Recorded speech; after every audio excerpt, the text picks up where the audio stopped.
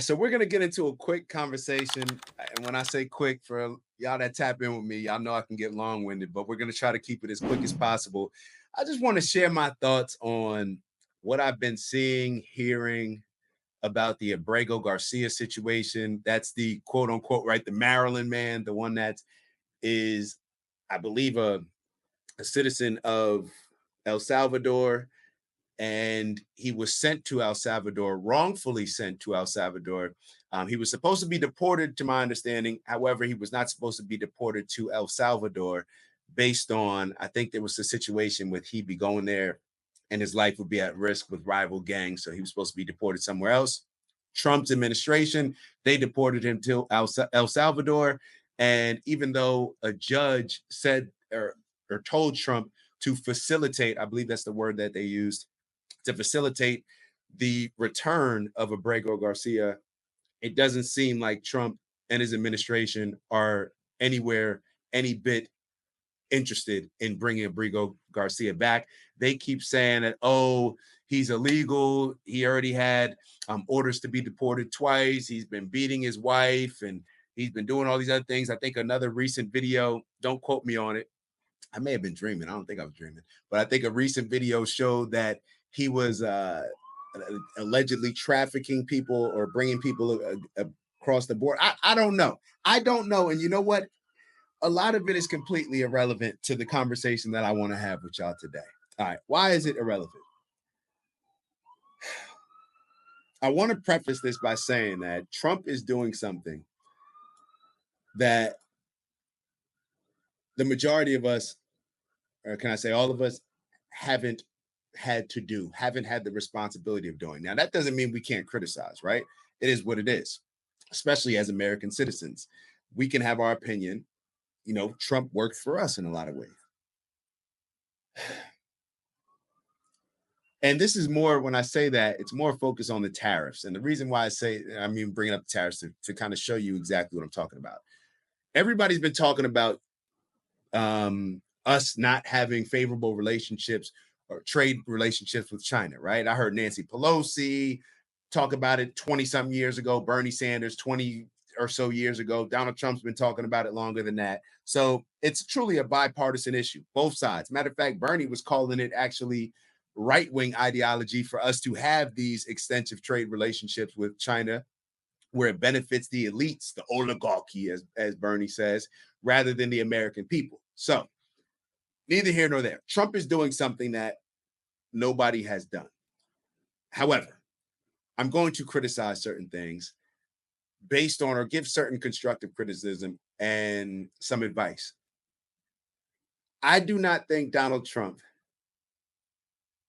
let me rephrase that. If I was Donald Trump, I can't even rephrase that. I can't.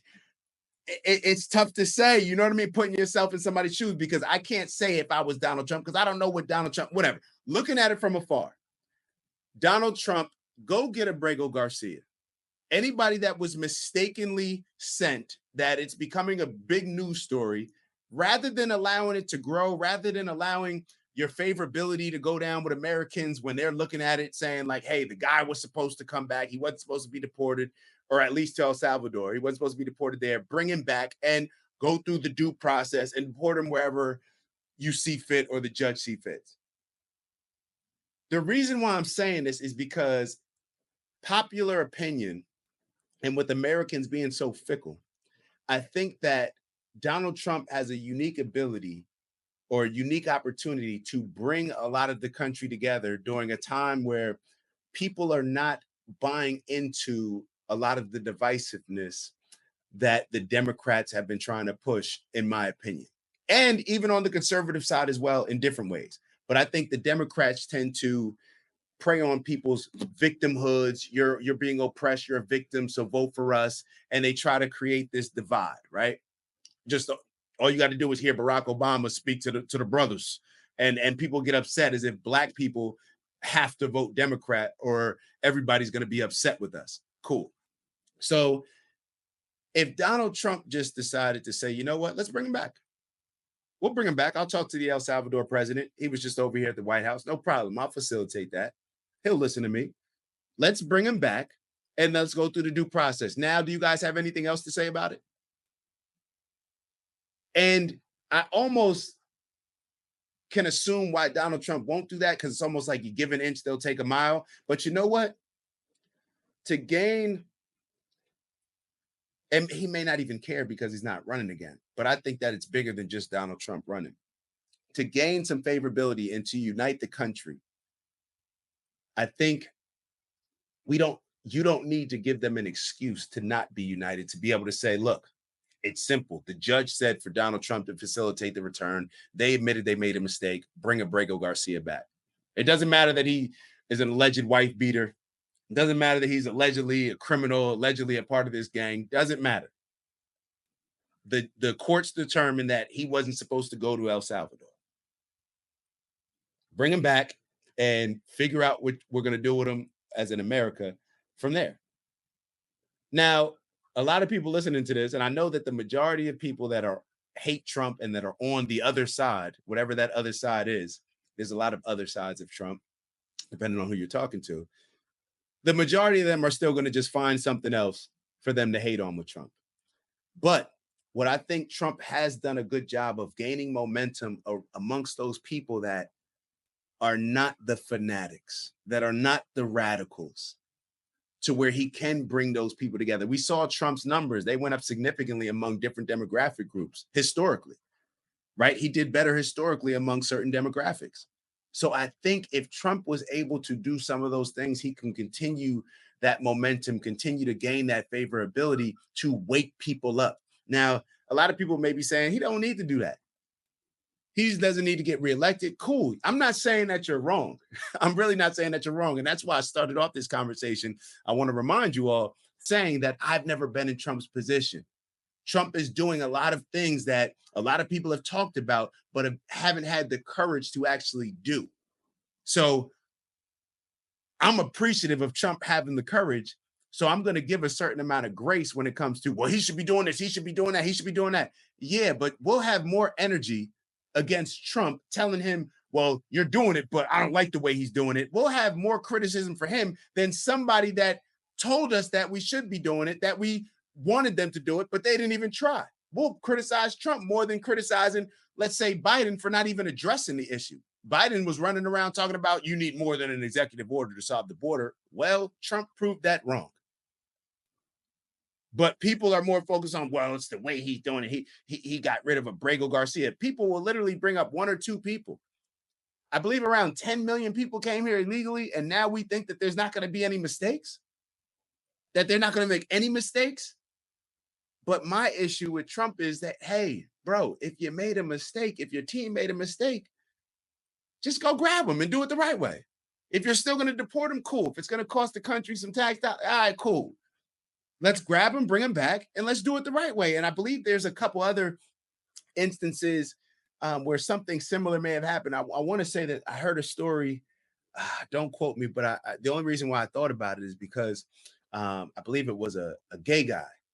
It was a gay guy who I don't think he was a citizen, but I think there was an issue with him being deported to El Salvador. I think there was an issue there, but I do not think that he was a citizen. And I just look, life is all about compromise, give and take, right? There's a popular Thomas Sowell quote where, and I'm not going to quote it right, but he's saying pretty much, is my takeaway, that there's not necessarily wins and losses. There's just what you're willing to sacrifice. Like for everything that you get, you sacrifice something. That was kind of my takeaway. My apologies if I'm misquoting it. But I just think that this is just like the Democrats are dying on certain hills, dying on their Abrego Garcia hill. I don't think it's necessary. I think Donald Trump can show some humanity and some sanity, which would highlight maybe the insanity and the other side, whatever that other side is, just by saying, you know what, we'll bring him back. The majority of the people want to bring him back. I think he can use it to his advantage. Then we'll bring him back, and we'll do it the right way. Now you're making it easier for your supporters to now convince maybe other people to see things from a different perspective, other than the one that they may have been bamboozled or indoctrinated with just by speaking for myself. You're born black, you're a Democrat, that type of thinking. So that's just really what I wanted to share. To each their own. These are just my thoughts. Donald Trump, I don't expect him to be listening to me, but I do believe in energy. And I do believe that energy, once you put it out there, it's going to make an impact. And even if it's in the smallest way, it can add up, snowball, and become something significant. All right. So on that note, appreciate y'all tapping in. Make sure that you like, subscribe. It's only 10 minutes. Come on. I kept y'all for like 10 minutes. I haven't done the editing and added in the highlights and all that other stuff, but hey, I kept it around what I would consider a short video. So appreciate y'all as always. Leave your comments. We appreciate it. We're working hard to give y'all some objective perspectives.